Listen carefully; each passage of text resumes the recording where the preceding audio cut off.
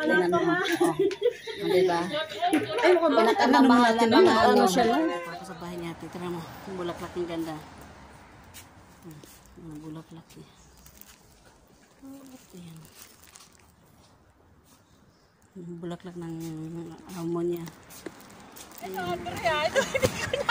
Ayan, si Andrea daw to, ito hindi niya alam. Ayan na, ito ang tao. Lalaki, bakit ganon? Hindi namin maintindihan yung sulat.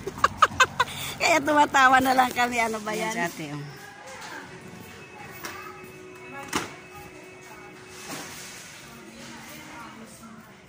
Ha? Ayan. Ayan nga eh.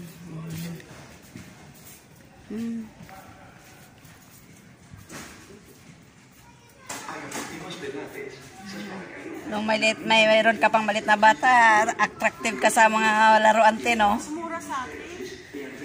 Mga laruan, no?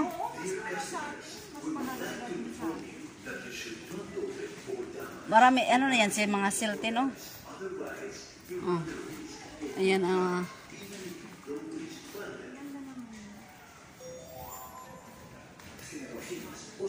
puro laruan ng mga bata. Ano yan, silte, no? Kaya nga eh.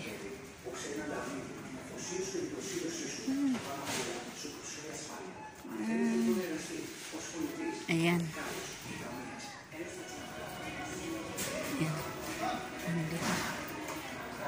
Ayan. Andito na sa Jumbo sa loob. Andito kami sa kasister ni ate.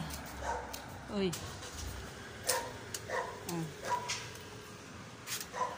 Ay, mabulaklak niya.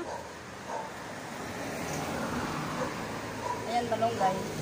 Balonggay, walang dahon. Ayan, bulaklak. Ginagawa mo. Pasok. Saglit lang ko ha. Kay